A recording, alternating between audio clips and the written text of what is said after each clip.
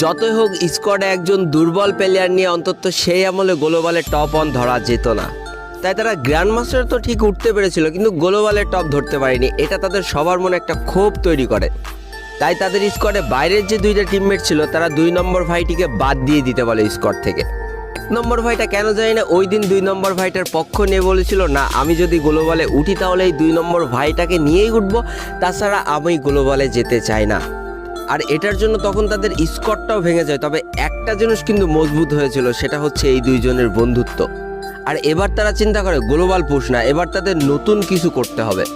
আর সেদিন থেকেই তারা দুইজন মিলে প্র্যাকটিস করা শুরু করে যে কিভাবে তাদের গেম প্লেটা ইমপ্রুভ করা যায়। কথা আছে না, তুমি যদি একটা কাজে লেগে থাকো তার সফলতা একদিন ঠিকই আসবে। আর যেই কাজটা সম্পূর্ণ হয় টানা 3টা বছর পরে 2022 সালে এসে। এই 3 বছরে তারা ম্যাপ ম্যাচ খেলা তো ঠিকই ভুলে গিয়েছিল, কিন্তু তারা নিজেদেরকে তৈরি করেছিল কাস্টমে একটা বিধ্বংসী প্লেয়ার হিসেবে।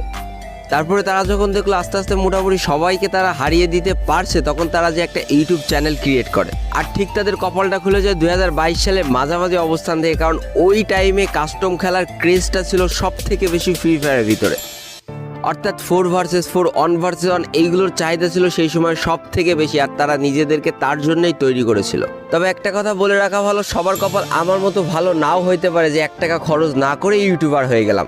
তো দ্বিতীয় ভাইটা যখন একটু একটু করে ইউটিউবে গ্রো করছিল তখন তার পিসির গ্রাফিক্স কার্ডটা নষ্ট হয়ে যায়।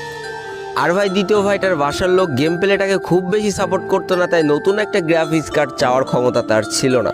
তো এখানে তার ফ্রি ফায়ার ক্যারিয়ারটা আস্তে আস্তে শেষ হতে শুরু করে, কারণ তার গ্রাফিক্স কার্ড নেই, পিসিতে প্রচণ্ড পরিমাণ ল্যাগ দিতে শুরু করে। তো আমাদের যে দ্বিতীয় ভাইটা ছিল সে আস্তে আস্তে প্রায় গেম প্লে ছেড়ে দিতেই লাগে, কিন্তু আমাদের প্রথম ভাইটা ঠিক এই সময় তার বন্ধুত্বের আসল পরিচয়টা দেয়।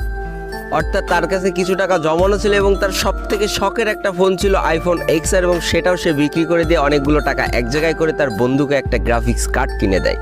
আর এই গ্রাফিক্স কার্ডটা তার খেলার স্পিডটা যেন কয়েকশো গুণ বেশি বাড়িয়ে দিয়েছিল, কারণ এটাই ছিল তার বন্ধুর দেওয়া একমাত্র উপহার, যেটা তার সব থেকে বেশি পছন্দের ছিল। এটা পাওয়ার পর থেকে তাদের খেলা কয়েকশো গুণ ভালো হয়ে যায় এবং তাদেরকে সবাই ভয় পেতে শুরু করে ওই সার্ভারের।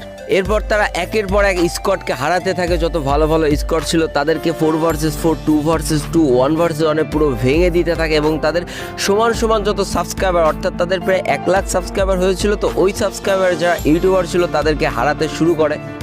আর যেগুলো সম্পূর্ণ ফেয়ার ম্যাচ হতো তারা স্ক্রিপ্টেড ম্যাচ খেলতো না, আর যেগুলো পাবলিকরা খুব মজা সহকারে দেখতে থাকে এবং তাদের সাবস্ক্রাইবার আস্তে আস্তে বাড়তে থাকে। এই করতে করতে তাদের সাবস্ক্রাইবার যখন 8 লাখ পার হয়ে যায় তখন দুই বন্ধুত্বের মাঝখানে একটা বিরাট সমস্যা এসে হাজির হয়। আমাদের প্রথম যে বন্ধুটা ছিল তার একটা বাইক ছিল এবং বাইক নিয়ে সে বিভিন্ন জায়গায় ঘুরতে যেত, এবং তারা দুইজন